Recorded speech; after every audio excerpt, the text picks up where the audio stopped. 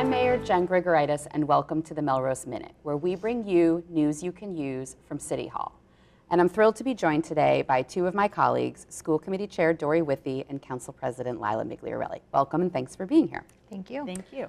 So we wanted to talk today about a subject that I know is on the minds of a lot of residents, which is the budget process for FY26. FY26 is the fiscal year that will start for the city and the schools on July 1 of 2025. So right now we're beginning setting the budget for what we'll have to deliver services across the schools in the city next year. And both of your bodies play a really important role in that process along with my office. So I was hoping we could talk a little bit about what budget season looks like. And just to broadly remind folks, we are currently anticipating a very challenging budget cycle with approximately $6.1 million in deficit, meaning we are short $6.1 million to deliver level services across the city and schools. Obviously, with the failed override last spring, that would have brought in $7.7 million to the city. That is why we are where we are.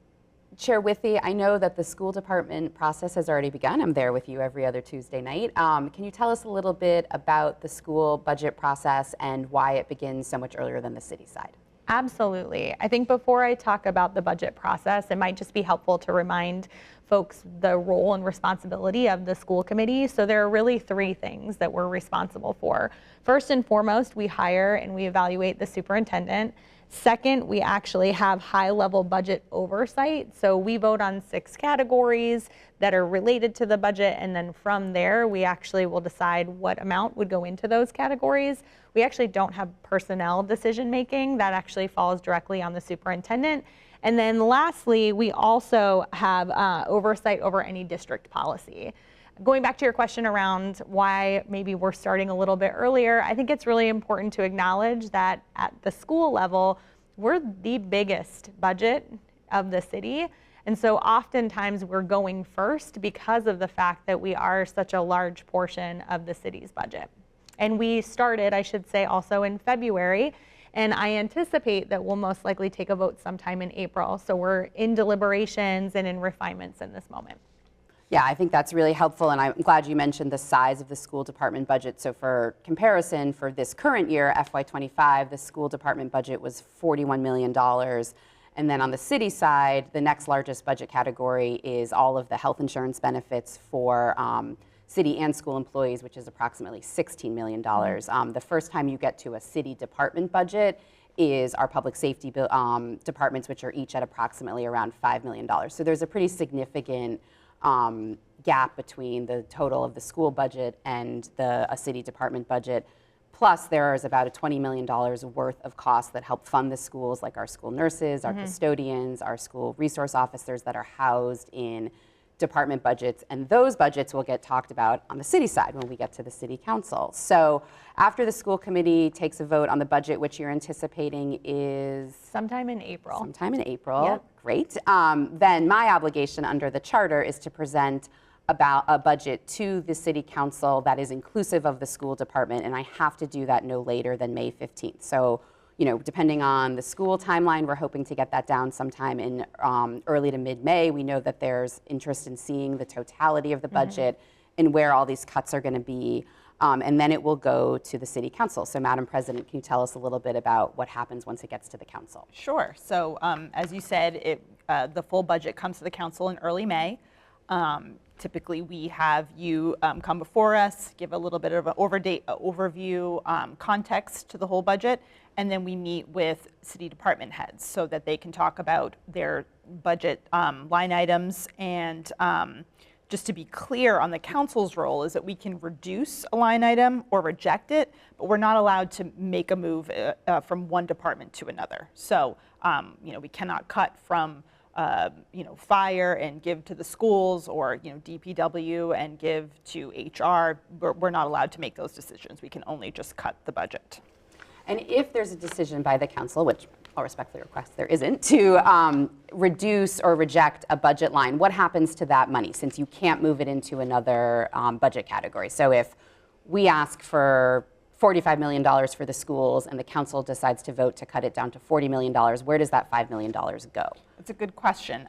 This kind of points actually to the city council's role, is that if we are seeing ourselves as fiduciary oversight for the city, it's important that we do take that vote and we do take a look at it, because otherwise the budget, the remainder that we would cut, goes right back into the city, and it goes right back for the mayor to allocate, or it goes into free cash. Correct, right. So the possibility of reducing the totality of the city budget just means that we have less money to provide services next year, and then we see that money that gets cut in free cash the following year. So I think that's important for folks to know, because I know we often hear from people who are looking to see things shifted around, and that we don't have that ability, or the council doesn't have that ability. Right. It would be the council ceding our responsibility for oversight if we were to just, cut the budget and not, because we can't allocate it for anywhere else to go. Right. And then I think other things that are important for folks to know as we sort of move through this timeline is that by state law, the city of Melrose and all municipalities are required to pass a balanced budget, meaning equal to the amount of revenue we can reasonably anticipate having in by July 1st. That's not the same timeline necessarily that our colleagues at the state legislature follow, so we'll be making some decisions without knowing the full picture. For example, likely the state budget won't be passed by the time we have to make decisions, and that budget has to be balanced. And so I think that's also can be different from what you see in other levels of government, particularly at the state and federal government while they go through their process. Anything else that we want to highlight about the budget process, as I know we head toward a busy couple months? So I think one thing I'd want for folks to know is that it's an iterative process. Things move and they change as we continue to know more. And I would just ask that people continue to lean in and listen as we go through this process. And as I stated before, at least on the school side, vote most likely in April. Madam President, anything from you? I think as we're considering the overall city budget, and we've heard a lot of discourse about, what the city council's responsibility in terms of cutting from city council budgets, and we've just gone over that, but I think what's important to consider is that the city side of the budget is already very tight. So you've got about 60% of the overall budget for the city of Melrose. It's going to support the schools, and about 40% that goes to support the city. And we have lots of mandatory requirements for how that money gets used. So whether that's staffing requirements in police and fire, whether it's insurance requirements, our hands are tied in terms of our flexibility to make cuts that would have any other impact in another area. So I would just kind of keep that in mind, that we, as a council, all of 11 of us are scrutinizing and looking over the documents and making considerations, but we're really there to ensure that the money is being used appropriately. That's our primary role, versus designating what it could go towards. Now, I think you raise a great point about the sort of how much of the budget is really beyond our control, where our single biggest cost on the city side is employee benefits. That is determined by the Group Insurance Commission, which is a separate public entity. Like many people are probably seeing in their own lives, we're seeing huge increases in health insurance costs, and that is a cost that we carry, are obligated to carry, and is our privilege to carry for all nearly 800 employees, city and schools. So that's a big driver of our budget. The other big driver is salary and wages for our employees. Again, the city of Melrose is the second largest employer in the city, just after the hospital, and the vast majority of our employees are in collective bargaining agreements on both the city and school side. So those, cost of living increases, whatever they've negotiated, we are obligated to meet. And so that's also going to be, determining the cost of the budget. And then the last thing I'll highlight that I think folks are hearing a lot about right now is utility costs. The city pays to keep the lights and the heat and the air conditioning where we have it on in 17 municipal buildings, and we are seeing massive increases to those costs, which we're also having to factor into the budget. So, the wiggle room we have does feel like it is getting tighter and tighter with each year as we see all those costs go up. So I'm really appreciative of both of you for being so engaged in this process. I know there's a lot of work that both of your bodies are doing, and a lot of engagement with the public, and just wanted to give you both an opportunity to share how best residents can communicate with the committee and the council around their questions on the budget process. Sure, I'm happy to start. So we will have a budget hearing that is coming up on the 25th at 6 p.m. at the City Hall Chamber. So if anyone does have any questions, they want to be a part of coming and having conversation about the budget, they're welcome to attend. You can also always email us. We're happy to get any thoughts, insights from community members.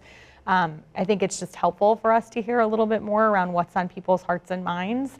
And they're also welcome to come to public comment at any moment too during our school committee meetings to let us know what they're thinking.